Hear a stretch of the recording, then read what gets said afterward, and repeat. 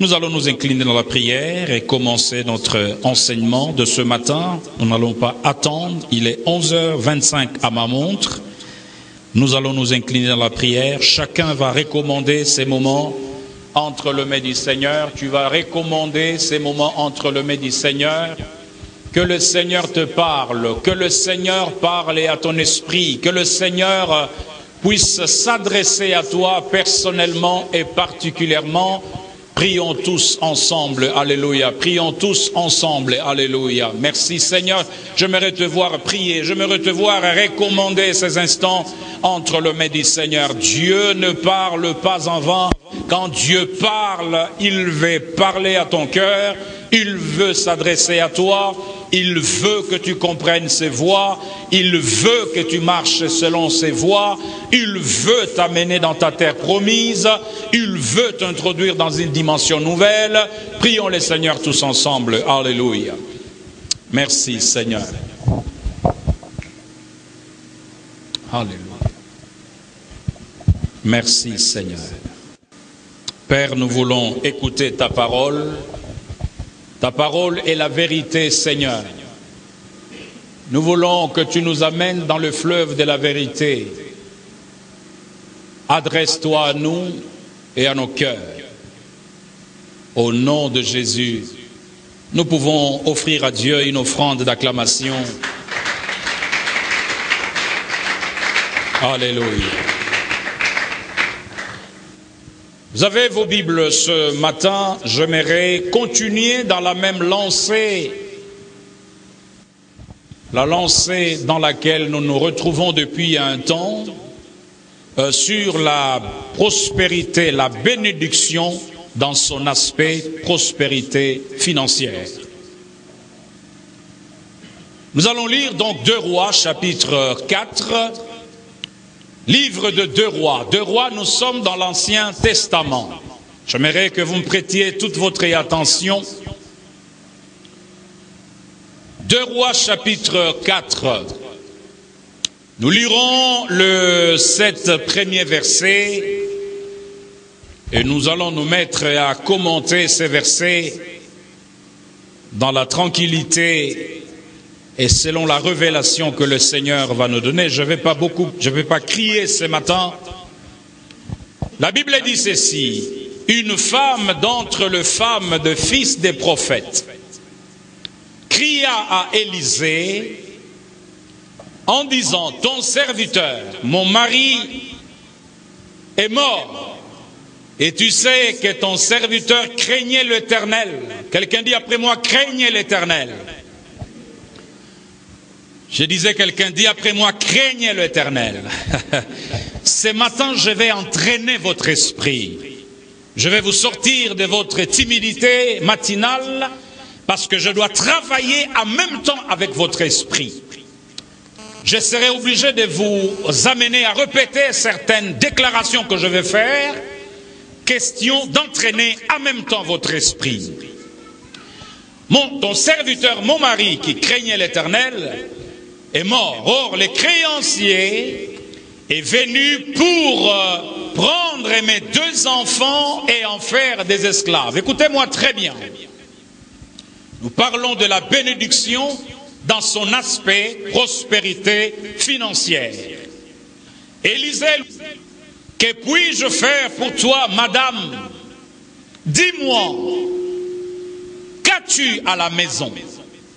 Elle répondit, au prophète de Dieu: ta servante n'a rien du tout à la maison qu'un vase d'huile. Quelqu'un peut dire après moi: un vase d'huile.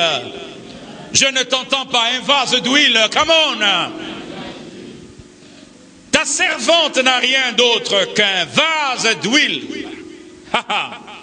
Et il lui dit: va demander au dehors de vases chez tous tes voisins, de vases vides, et n'en demande pas un petit nombre. Quand tu seras rentré, tu fermeras la porte sur toi et sur tes enfants. Tu verseras dans tous ces vases et tu mettras de côté ceux qui seront pleins.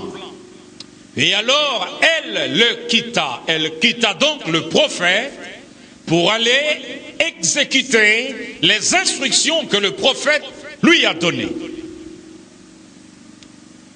Elle ferma la porte sur elle et sur ses enfants, et il lui présentait le vase. Elle versait l'huile. Et là, le rapportait à l'homme de Dieu. Et l'homme de Dieu lui dit, va vendre et paye ta dette. Et tu vivras. Dans d'autres versions, il est dit, tu survivras. Toi et tes enfants, de ceux qui restera. Est-ce qu'on peut dire Amen? Mesdames et messieurs, ce matin, je vais donc parler dans ces thématiques de la bénédiction dans son aspect financier. Je vais aborder un sous-thème, la loi du commencement. La loi du commencement. Aidez-moi à dire à ton voisin à l'oreille, la loi du commencement. Nous connaissons l'histoire. Je ne vais pas revenir là-dessus parce que c'est une histoire que nous connaissons presque tous. L'histoire de cette famille. Cette famille d'un serviteur de Dieu, l'équivalent aujourd'hui d'un apôtre, l'équivalent aujourd'hui d'un prophète, l'équivalent aujourd'hui d'un pasteur, l'équivalent aujourd'hui d'un docteur ou d'un évangéliste. Dans l'Ancien Testament, on les appelait le fils des prophètes. Ils étaient des disciples des prophètes, ils étaient des étudiants à l'école des prophètes dirigée par le prophète Élisée. Eh bien, ces messieurs avaient sa femme et 2 enfants. Je suis convaincu que cette famille vivait dans la pauvreté la plus totale et la plus extrême. Je suis convaincu que cette famille vivait dans la misère la plus stressante, dans la précarité financière la plus extrême. La Bible ne nous donne pas de détails sur les circonstances qui avaient milité pour emporter cet homme de Dieu, la Bible souligne, qui craignait Dieu. Eh bien, ce monsieur est mort. Il est resté, sa femme est restée avec 2 enfants. Mais en mourant, ce monsieur avait laissé une créance, une dette. Et le créancier venait régulièrement aux allures d'un loup, aux allures d'un lion, pour réclamer sa créance. Il dit, madame, ma créance ou rien, ma dette doit être payée. Et le créancier menaçait la femme de ravir les 2 enfants et d'en faire 2 esclaves. C'est comme cela que les choses se réglaient en Israël. Lorsqu'une veuve, lorsqu'un parent était dans l'impossibilité de rembourser une dette, eh bien le créancier pouvait ravir les enfants et en faire ses propres esclaves, jusqu'à ce que la dette soit payée. Madame craignait Dieu comme son mari. Mais le fait de craindre Dieu ne l'avait pas sorti de la pauvreté et de la misère financière. Certainement qu'elle a essayé de demander de l'aide à ses oncles, paternels ou maternels, mais finalement personne. Avec une telle pression, je suis certain que cette dame cherchait de l'aide auprès de siens. Vous savez, mesdames et messieurs, il y a des moments dans la vie où vous cherchez de l'aide auprès des amis, vous cherchez de l'aide auprès des oncles, des membres de la famille, mais finalement, vous vous retrouvez, personne ne vous vient en aide. Cette femme, j'en suis convaincu, avait une famille. Personne ne lui venait en aide. Elle est allée voir le prophète. Le prophète lui a dit, madame, qu'as-tu à la maison? La dame dit, je n'ai qu'un vase d'huile. Et le prophète va lui dire, va demander de vase, et tu verseras l'huile, et tu iras vendre cette huile. Tu payeras ta dette, tu vivras, toi et tes fils, de ce qui restera. La loi du commencement. Qu'as-tu? C'est là où je vais commencer mon enseignement. Le prophète Élisée va poser la question à la dame, qu'as-tu à la maison? Le prophète connaissait les lois de la multiplication. Le prophète connaissait les lois de l'expansion, les lois de l'extension, qui ne prennent place que dans la deuxième zone. Pour ceux qui ont suivi l'enseignement concernant la révélation de la deuxième zone, c'est-à-dire dans la zone de l'activité, dans la zone où s'exerce le travail. Avant-hier, j'ai été visité par un jeune serviteur de Dieu. Il m'a rejoint ici au chantier, et du chantier, nous sommes allés manger le repas chez moi à la maison, à Pigeon. Mais il y a quelque chose qui m'a bousculé.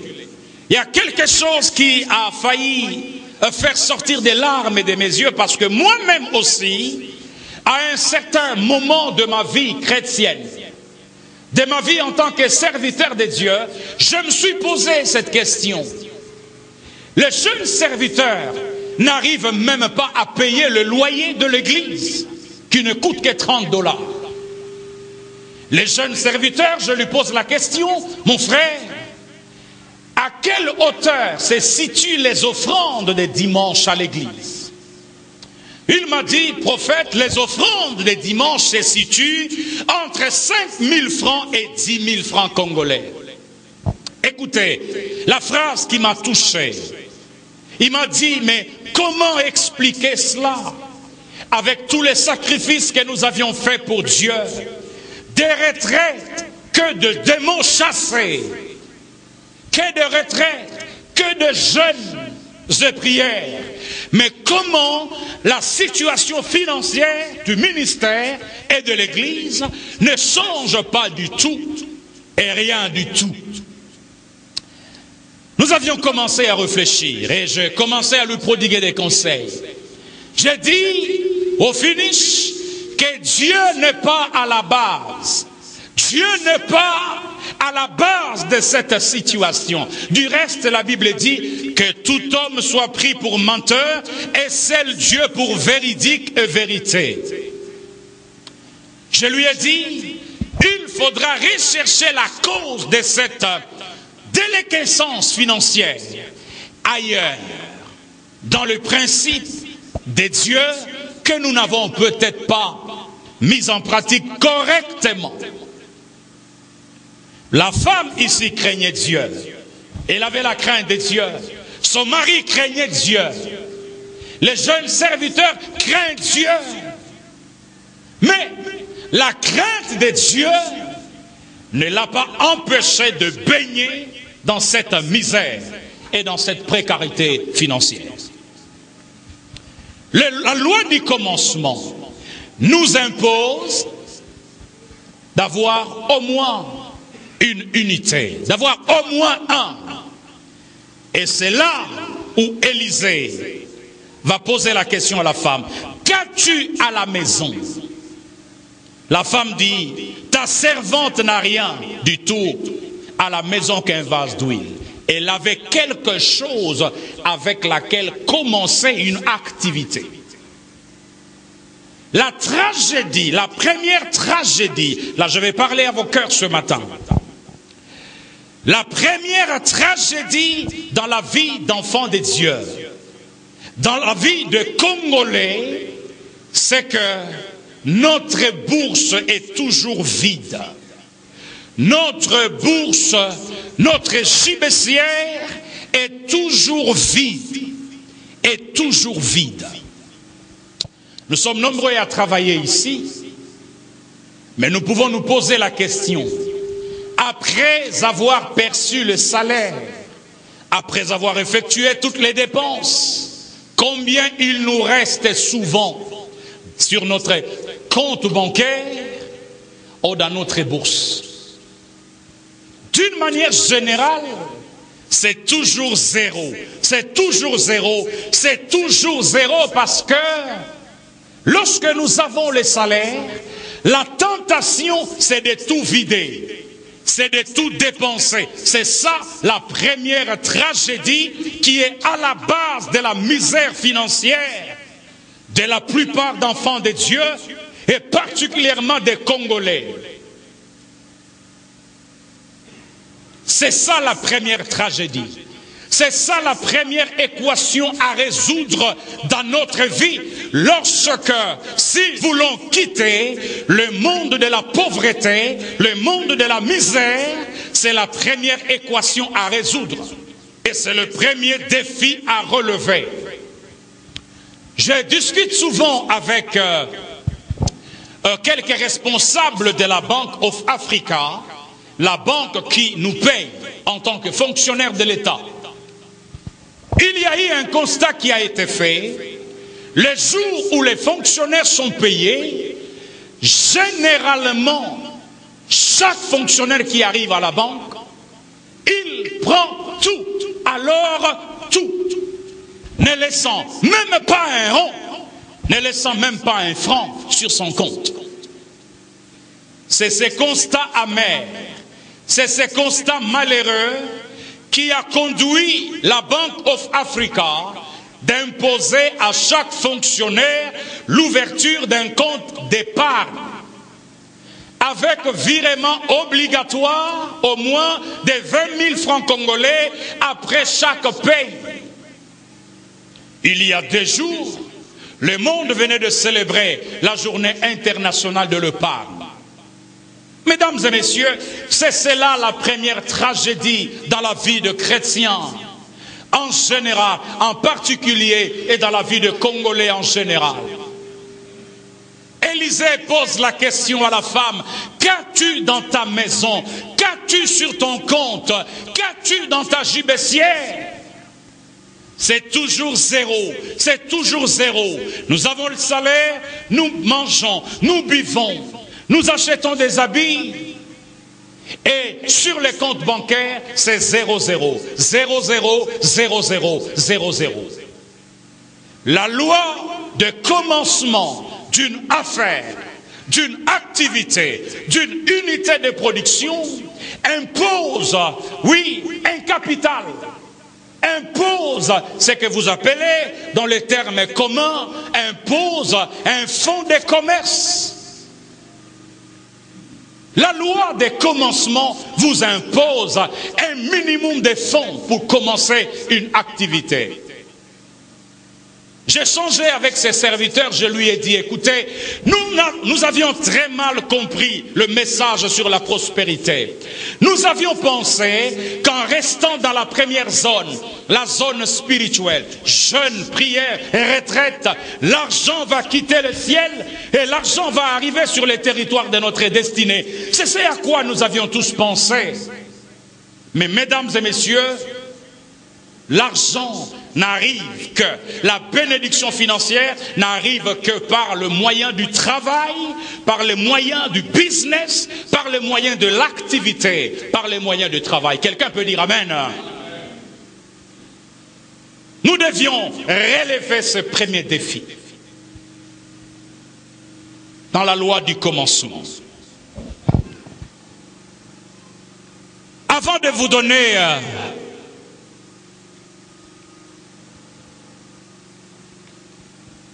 un exemple, je vais vous lire cette phrase. Quelqu'un a dit: la richesse comme l'arbre pousse à partir d'une graine. Plus vite tu sèmeras la graine, plus vite l'arbre poussera. J'aimerais répéter cela. Écoutez-moi très bien. Église de Jésus-Christ. La richesse comme l'arbre pousse à partir d'une graine. Plus vite tu sèmeras la graine, plus vite l'arbre poussera. Il faut avoir la graine pour s'aimer. Dans une ville vivait un millionnaire. On l'appelait l'homme le plus riche de la ville. L'homme le plus riche de la ville. Il y a deux messieurs qui croupissaient dans la misère la plus noire, qui s'interrogeaient sur l'origine de la richesse. D'où vient que cet homme roule carrosse? D'où vient que cet homme manipule l'or? D'où vient que cet homme habite dans des villas lambrissées? Il voulait rencontrer cet homme, l'homme le plus riche de la ville, le millionnaire de la ville. Eh bien, il s'est fait que l'un de messieurs qui baignait dans la pauvreté avait étudié avec l'homme le plus riche de la ville. Écoutez-moi très bien. Le monsieur reconnaît que l'homme le plus riche de la ville n'était pas le plus brillant à l'école, n'était nullement le plus brillant à l'université.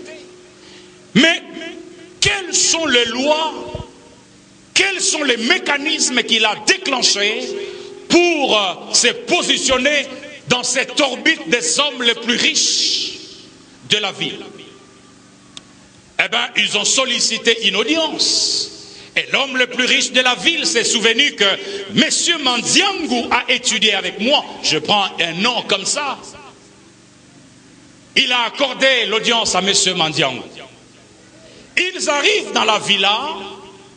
Eh bien, ils ont commencé à s'entretenir. Il dit, mais quel est le secret de ta richesse? Comment, oui, as-tu réussi à accéder les échelons et à te positionner à cette hauteur? Écoutez le secret de cet homme. Eh bien, cet homme leur dit ceci. Lorsque j'étais au sortir de l'université, tout montant qui passait par mes mains, je prenais 20%. Dites après moi 20%. Je ne vous entends pas. Je disais 20%. Quelqu'un dit 20%.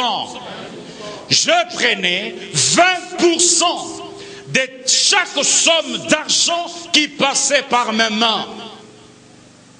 Demandez-moi, il en faisait quoi? Demandez-moi, il en faisait quoi? Ce matin, je vais travailler votre esprit, ne vous en faites pas. Il dit, 10%, je donnais à Dieu. J'amenais à l'église. Je déposais devant l'autel, car, comme l'a dit Exode, comme l'a dit Deutéronome, c'est Dieu qui nous donne la force d'acquérir les richesses. Dieu l'a rappelé, alors que Israël est sur le point de rentrer dans la terre promise.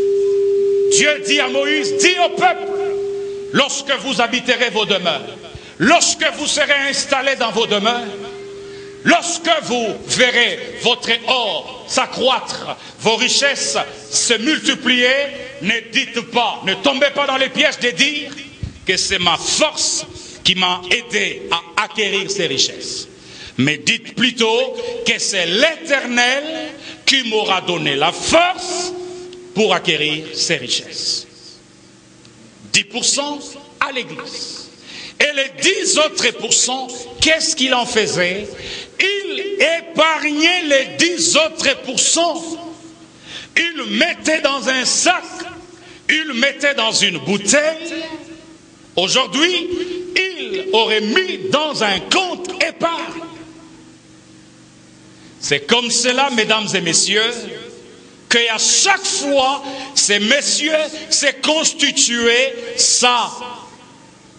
son fonds de commerce, un capital pour commencer une affaire. Aujourd'hui, une banque peut vous donner un crédit. Aujourd'hui, votre banque peut vous donner un crédit. Mais également, vous pouvez vous-même également vous constituer un fonds de commerce, un capital. J'étais en train de dire depuis le dimanche passé que l'an 5775, l'équivalent de 2015, est placé sous les signes de la prospérité financière dans cette église. C'est maintenant ou jamais, frères et sœurs, tu dois dire au revoir au monde de la pauvreté d'une manière définitive. J'entends pas beaucoup d'amen. 10% il amenait à Dieu, 10% il mettait sur un compte épargne. Mesdames et messieurs, et c'est cet esprit-là qui devrait caractériser chaque personne qui prend la décision de quitter le monde de la pauvreté et de rentrer dans le monde de la bénédiction financière. Le jeudi, je disais ceci à l'Assemblée. Mesdames et messieurs, toutes les promesses qu'Abraham avait sur lui, Abraham pouvait se dire, je reste chez moi à la maison et je vais attendre que l'argent vienne, qu'un ange apporte l'argent. Avec toutes les promesses qu'Isaac avait, Isaac pouvait se dire, je reste terré chez moi et je vais attendre que les anges m'apportent l'argent, puisque j'ai la promesse de Dieu. Je te bénirai, je te rendrai fécond, je multiplierai ta postérité. Eh bien, Isaac aurait dû fermer les bras, croiser les bras et rester chez lui à la maison. Mais la Bible déclare, Isaac s'aima dans le pays. En d'autres termes, Isaac investit dans le pays. Oh, Jacob, lui, a fait même l'expérience de voir les anges monter et descendre. Mais bizarrement, aucun ange lui a apporté un billet de $100. Aucun ange ne lui a apporté une somme de $1000. Il devait aller mouiller sa chemise chez Laban. Il devait aller mouiller ses habits. Oui, avec l'odeur de chèvre et de bœuf, pour qu'il accède au royaume des riches et au royaume des millionnaires. Quelqu'un dit Amen. C'est ce qui nous a trompés en tant que chrétiens. Nous avons cru qu'en multipliant les jeûnes, qu'en multipliant les prières, qu'en multipliant les retraites, l'argent tombera du ciel. Dieu vous attend sur le terrain du travail. Dieu vous attend sur le terrain de l'activité. Dieu vous attend sur le terrain des affaires. C'est ça la vérité. J'ai appris récemment ici qu'un jeune serviteur de Dieu a organisé une conférence quelque part. Et au cours de cette conférence, il priait pour que tous les billets que vous avez dans votre poche se multiplient. Ceci n'est rien d'autre que la magie rouge. Eh bien, il veut faire le David Copperfield. Parce que même Christ, lorsque les agents de la DGI l'ont coincé pour qu'il paye son impôt, il pouvait claquer le doigt et dire que non, je viens de m'apporter 200, 300, $400 pour payer l'impôt. Mais non. Il a dit, Pierre, prends l'hameçon, dirige-toi vers la mer. Et en arrivant à la mer, Pierre a dû transpirer, jetant l'hameçon dans la mer. Il a tiré le premier poisson. Il a ouvert la bouche du poisson et il y avait une pièce d'argent qui correspondait à l'impôt du Seigneur et à l'impôt de Pierre. Christ voulait nous montrer par là le chemin de l'activité, le chemin du travail, le chemin de l'activité. Christ savait qu'il n'avait pas droit à l'erreur, parce que chaque acte qu'il pose aurait une répercussion transgénérationnelle. Si Christ devait inventer un billet de banque ces jours-là, eh bien, tous ces charlatans que nous voyons à la télévision, eh bien, se lanceraient dans cette voie-là. Mais Christ a voulu montrer le chemin de l'activité. Christ a voulu montrer le chemin du travail, le chemin de l'activité. 20%, 10% amené à Dieu et le 10 autres %, il épargne. Il épargnait pour se constituer un fonds de commerce, un capital.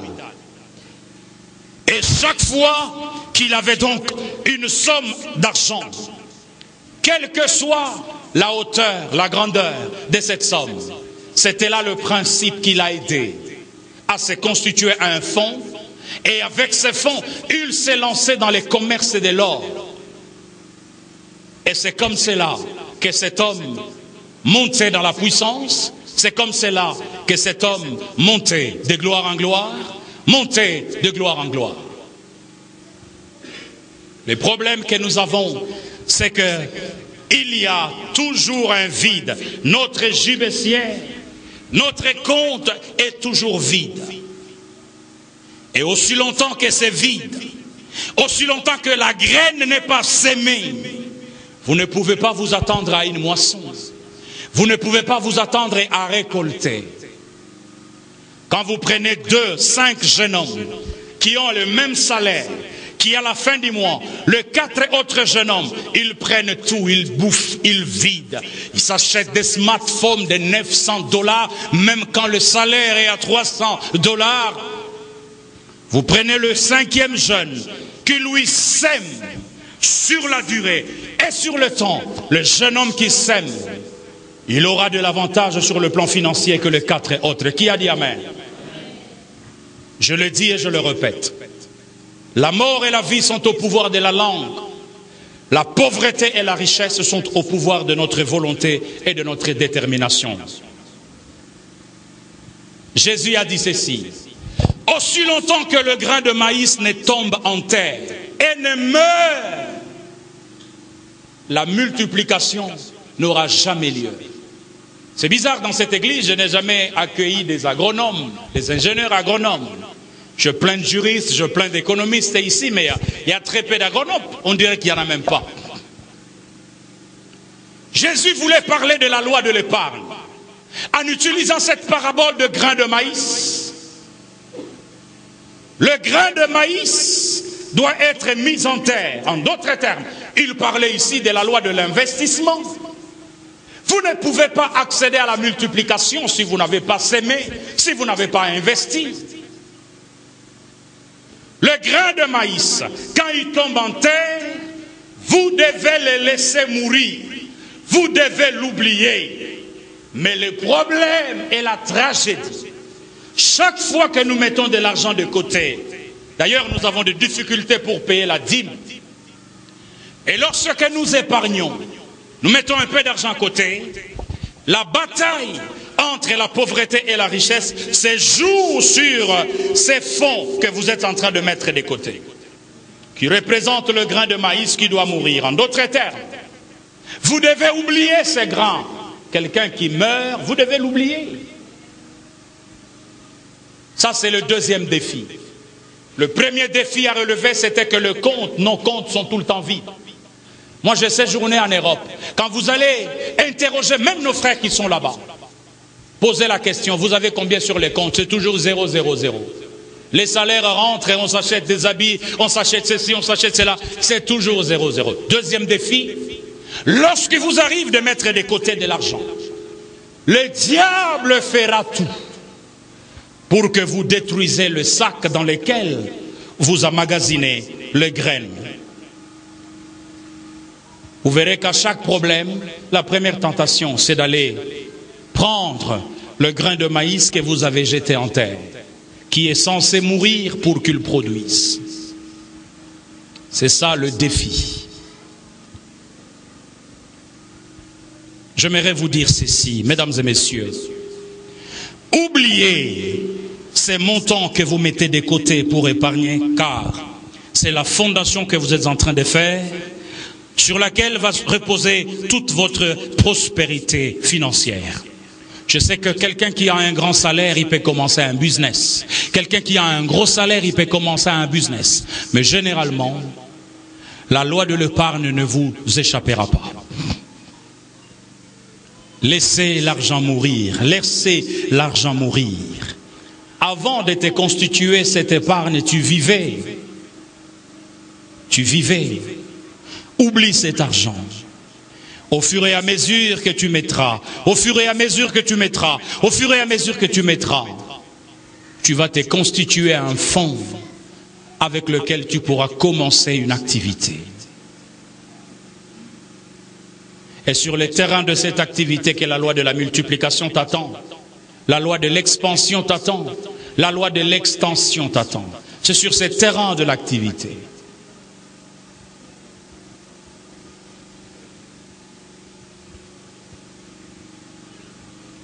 Je vais prendre deux jeunes messieurs. Rémi, tu viens. Dany, tu viens.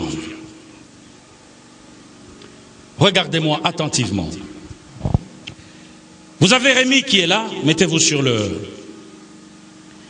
Vous avez Dany qui a sa gibecière, qui a son compte épargne. Apportez-moi un autre panier. Protocole. Apportez-moi un autre panier. Ruth, ramenez vite le panier. Je vais faire une démonstration. Le docteur Kibutu m'a dit, Léopold enseigne souvent aussi dans le milieu africain avec des illustrations. C'est une autre pédagogie pour faire passer les messages. Dites Amen. Vous avez ces deux messieurs, excusez-moi, je le mets en terre. Dany, à chaque fois qu'il a une somme d'argent, il enlève les 10% à Dieu et il met les 10% sur son compte. Rémi, à chaque fois qu'il a l'argent, eh ben lui, il doit finir tout. C'est comme si une démangeaison l'attrape. Si tout n'est pas fini, eh ben il ne renonce pas aux dépenses et à la gabegie financière. Il ne renonce pas au mativisme. Chaque habit qui sort, il veut avoir l'habit qui sort. Chaque modèle de chaînette, Rémi veut s'en procurer. Le dernier modèle de iPad qui est sorti, Rémi veut s'en procurer. Le dernier smartphone qui est sorti, eh bien Rémi veut s'en procurer. C'est normal que son compte, c'est toujours 0000. Chaque fois que la faveur de la multiplication vient sur son territoire, eh bien c'est zéro que la faveur de la multiplication trouve. Et zéro multiplié par n'importe quel chiffre vous donne combien? Vous donne combien?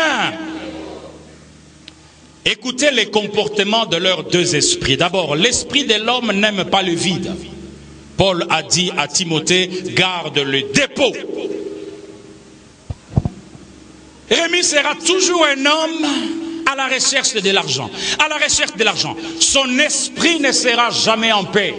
Son esprit ne sera jamais dans la quiétude. Tandis que Dany, même s'il n'utilise pas l'argent, il y a un dépôt. Et son esprit sera dans la quiétude. Pourvu qu'il le laisse cet Isaac mourir. Frère, vous devez consentir des sacrifices. Même quand vous sentez la tentation d'aller récupérer Isaac sur l'autel, laissez le grain de maïs mourir. Vous savez quoi? Lorsque Abraham est entré dans cette zone où il a oublié Isaac, qu'est-ce que Dieu a fait? Un bélier était sorti. Dieu pourvoira toujours Marc quand vous avez oublié votre fonds de commerce. La vie va continuer. Ne soyez pas tentés de recourir toujours à cette fonds de commerce. Parce que ça peut aussi s'appeler un fonds de garantie. Serrez la ceinture. Privez-vous de tout. À un moment donné, que de sacrifices nous n'avons pas fait pour ces travaux.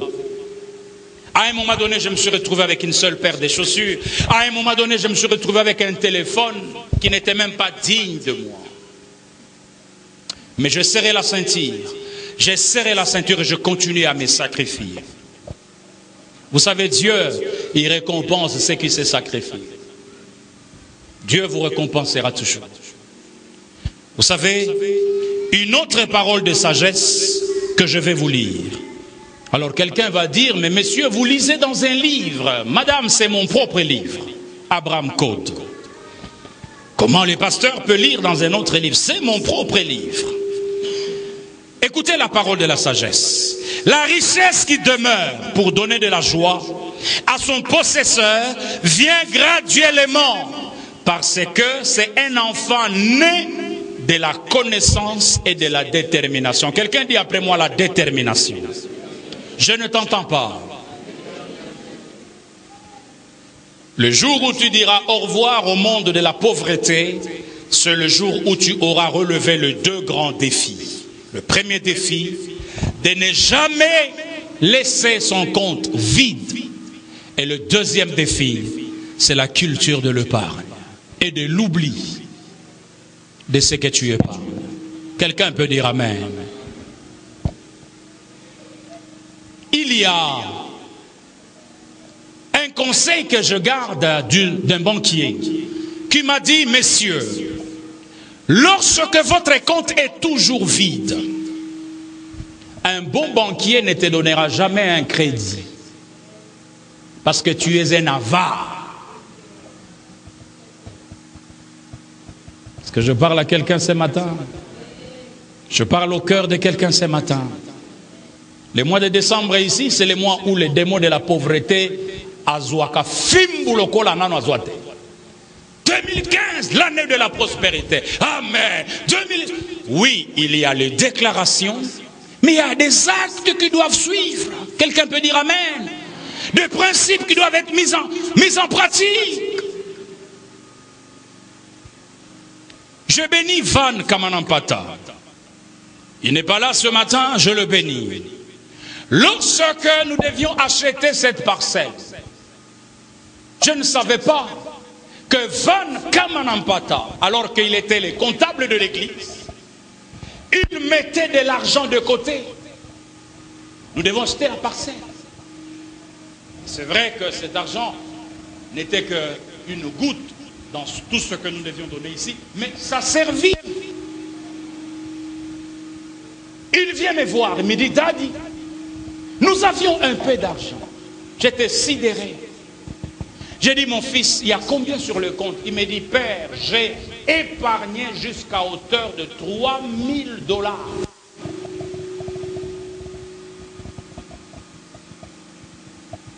Nous avons pris cet argent, nous avons ajouté pour payer cette parcelle. Imagine-toi, le mois de janvier va commencer. Si tu commences à épargner, à épargner, à épargner.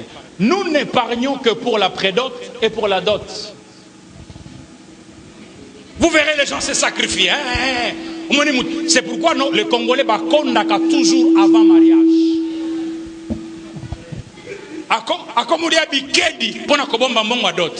Mais tant il y a tout un avenir devant toi, tu ne peux pas consentir le même sacrifice. Acclame le Seigneur si tu peux le faire. Il n'y a qu'au Congo ici où avant Moutoua Bala Fonano Asila Akoni Matametikali.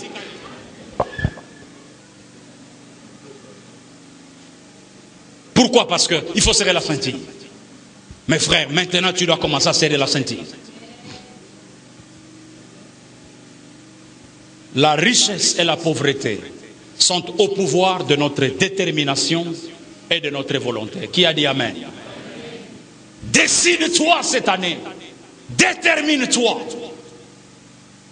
à rester dans le principe. À rester dans le principe.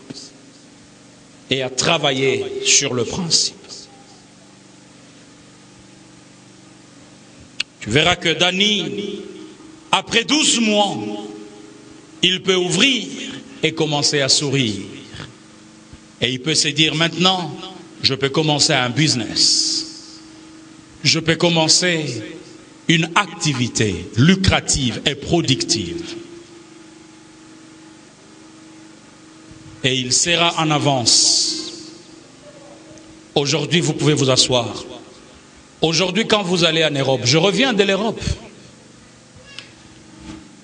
Que de Congolais frappés de AVC. Dans notre église en France, il y en a au moins 2 ou 3. Pourquoi? À l'âge de 60 ans, 65 ans, il se rend compte qu'il n'a même pas un terrain, ni à Kinshasa, et il n'a même pas acheté en Europe. Aucune banque ne peut te donner un crédit à l'âge de 65 ans, un crédit immobilier. Le crédit immobilier dans le pays sérieux s'obtient à l'âge de 20, 25, 30. Parce qu'on suppose que tu vas travailler pendant au moins 30 ans avant d'aller en retraite. Maintenant, quand tu penses à tout ça, en Europe, il n'y a rien. Au Congo, il n'y a rien. AVC. AVC, Moussou, c'est diableté. Et je suis sûr que la mort qui a emporté ces serviteurs de Dieu qui craignaient Dieu, il y avait trop de soucis sur le plan financier. Un pasteur en Hollande, les nerfs ont sauté. Dites à ton voisin, la richesse, la richesse, la richesse, la richesse, la richesse, la richesse, la richesse.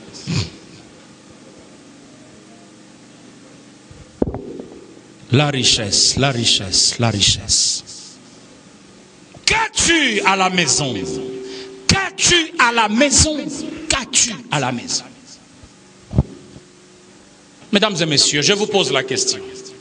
Si la dame n'avait rien à la maison, il se serait posé les mêmes questions que les jeunes serviteurs qui étaient avec moi les jeudis s'étaient posés. Seigneur, pourquoi autant de retraites, mais l'argent n'arrive pas? Pourquoi autant de jeunes, mais l'argent ne vient pas? Heureusement qu'elle avait un vase d'huile. Elle est allée vendre. Elle a payé la dette et les enfants ont survécu.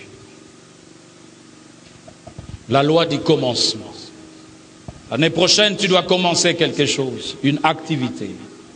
Tu vas commencer avec quoi? Les crédits des banques, c'est vrai, ils donnent. Mais il y a trop de conditions encore. Tu dois te constituer une garantie, un capital, un fonds de commerce. Je te donnais le loi du commencement. En épargnant. Ce n'est pas possible, depuis que tu as commencé à travailler, que ton compte reste toujours vide, vide, vide, vide, vide, vide, vide, vide. Ne touche pas à un seuil de 10%. 10% pour Dieu et 10% que tu mettras de côté. Au fait, c'est un exercice qui t'éduque toi-même, qui renforce tes capacités dans la gestion et dans la discipline. George Washington a dit que la discipline était la science de toutes les armées. Nous ne sommes pas souvent disciplinés sur le plan financier. Au moment où tu te cherches encore, mais pourquoi tu dois amener des amis au restaurant pour aller dépenser 300, 400 $? Au moment où tu te cherches encore. Comment expliquer ça? Vous savez, mbongo, ezaka pas c'est pour na eya, mais pour na ekende, ezalaka facile. Qui a dit amen? Sois discipliné. Et l'homme le plus riche de Babylone, il a dit à ces messieurs, il leur a dit, la discipline dans la gestion. S'il faut que tu deviennes calculateur, deviens-le. Est-ce que la dépense que tu vas engager, c'est nécessaire, c'est important? Est-ce que c'est urgent? Et surtout, évitons le mativisme. Je vais terminer par là. Évitons le mativisme. Tu veux paraître, frère, quand tu auras tout, tu pourras tout. Quand tu auras tout, tu pourras tout. Mais quand tu n'as pas encore tout, ne cherche pas à avoir. Quand tu n'as pas encore tout, ne cherche pas à avoir tout. Kende, malembe, malembe. Zouana nous téléphone à taille à 15 $. Basse kayo, basse kina ba. Du reste, la vie n'est pas une compétition avec quelqu'un. C'est ce qui vous trompe souvent. Vous pensez que la vie est une compétition. Et ça, celui qui tombera dans ces pièges dans cette église, que ce soit protocole, choriste, vous venez faire la compétition ici. Omoni moningana téléphone à kitoko kumisanzam. Omoni moningana chaînette à kitoko kumisanzam. C'est comme ça que même des demoiselles dans les universités ont de difficultés parce que tu ne connais pas celle qui vient à bord d'une Range Rover, ce qu'elle fait.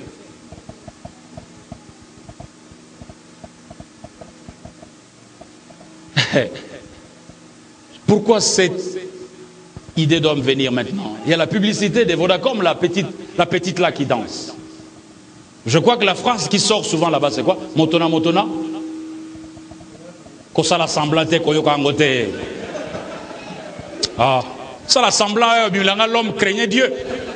Le serviteur d'Élysée craignait Dieu, il est mort pauvre.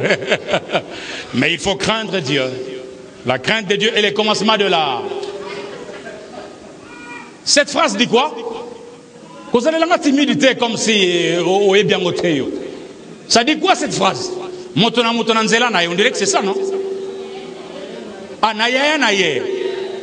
Mais moi j'ai envie de dire motona motona nanzela naye. Alors vous dites que les prophètes suivent aussi ça, mais écoute, on suit la télévision. Oh, alléluia. La loi du commencement. L'année prochaine, nous devons compter les hommes d'affaires dans cette église, par 10, par 20, par 30. Acclamons le Seigneur.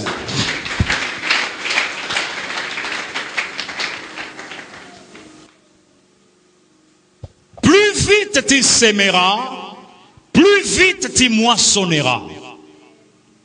Plus vite tu décideras. L'autre tragédie, c'est que tu vas te dire, il y aura toujours une tentation, une voix qui va te dire que ce que tu as maintenant vide d'abord. Ces principes, tu vas l'appliquer lors de la prochaine rentrée financière. Et résiste à cela. Dès le moment où la révélation sort, commence, car Dieu te regarde. Les anges te regardent. Qui a dit Amen? Vous ferez face à cette tentation. Le prochain 200 000 francs. Non, vide d'abord. Vide d'abord. La prochaine rentrée, tu vas donner 10% et tu vas épargner. À partir du moment où la révélation sort, tu n'as plus d'excuses.